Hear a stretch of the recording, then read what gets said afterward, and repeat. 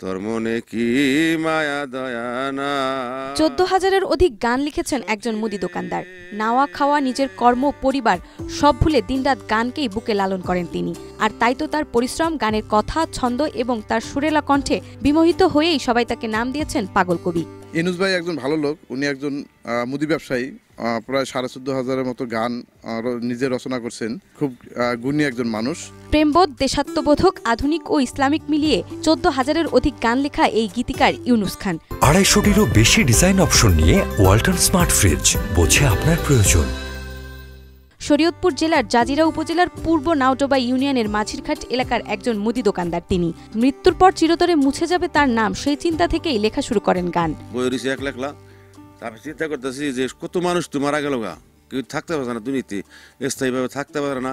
তাহলে তুমি আমার দামি একটা কাম করাও, এই পৃথিবী যতদিন পর্যন্ত থাকে এতদিন পর্যন্ত আমার নামটা থাকে। তো এই চিন্তা করতে করতে 10-15 মিনিট পরে একটা ভিতরে একটা জাগলো যে আমি একটা গান লিখতে পারিনি। গান পাগল ইউনুস খান নিজের গানকে সংরক্ষিত করতে প্রথম অবস্থায় 2টো ডায়েরি একজনকে দেন বই আকারে তৈরি করে দেওয়ার জন্য, কিন্তু সেই ডায়েরি নিয়ে লোকটি লাপাত্তা হয়ে যায়। পরবর্তীতে আবারও আশায় বুক বাঁধতে শুরু করেন ইউনুস খান, শুরু করেন গান লেখা। কিন্তু দ্বিতীয়বারও মুদি দোকানে আগুন লেগে পুড়ে যায় তার 1200 গান। টাকা দিছিলাম কম্পোজ করতে লেগে 2টা খাতা, প্রথম অবস্থায় এই 2টা খাতা যার কাছে দিছিলাম কম্পোজ করতে, ওই লোক হারাই গেছে, আর আমি পাই নাই। বিগত 1 বছর আগে আমাদের দোকান পুড়ে গেছে আগুন লেগে, তার অনেক গান পুড়ে গেছে। আমরা আফসোস করছি আমাদের মালামাল পুড়ে গেছে। সে আফসোস করছে যে আমার গানের জন্য এই গান চলে গেছে, এই গান কোথায় পাবো আমি। হার না মেনে ইউনুস খান তৃতীয়বারের মতো শুরু করেন তার গান লেখা, আর তারপরেই একে একে লিখে ফেলেন 14,000 গান। অস্তিত্ব জুড়ে কেবল এই গানের বসবাস। আর তাই তো গান লিখতে লিখতে পরিবারকে সময় দেওয়ার কথাও ভুলে যান তিনি। অবশ্য তার স্ত্রী কখনোই অভিযোগ করেননি তার গান লেখা নিয়ে। আমার স্বামী গান লেখে, আর দয়ালের নামে গান লেখে, আর মনোযোগ দিয়ে আহে। একবেলা খাইলে 3 বেলা খায় না, ওই দান্দাই থাকে, দোকানদারিও ঠিকভাবে করে না। পেটের দায়ে মুদি দোকান করলেও গান পাগল এই মানুষ কখনোই দোকান পরিচালনায় মন দিতে পারেননি। ধ্যানে, জ্ঞানে, কর্মে সবসময় গানকে দিয়েছেন প্রাধান্য। আর তাই তো স্থানীয় সবার কাছে তিনি পাগল কবি নামে পরিচিতি পান। ভালোবেসে অনেকেই তার গান শুনতে দোকানে আসেন।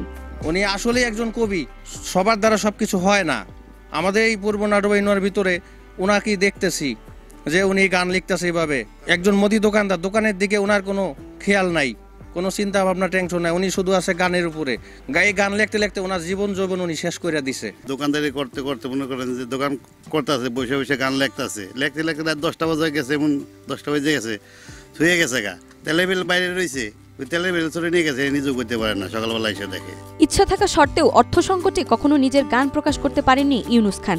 তাই সে ও তার পরিবার সহ স্থানীয়দের আশা তার এই গানগুলো শুধুমাত্র কাগজের পাতায় না থেকে ছড়িয়ে পড়ুক সব মহলেই। শুধু মাঝিরঘাট এলাকায় নয়, তাকে চিনুক পুরো বিশ্ব।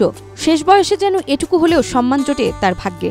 আর গান আমি প্রচার করতে পারি না, আমি অর্থনৈতিকভাবে একটু হীন।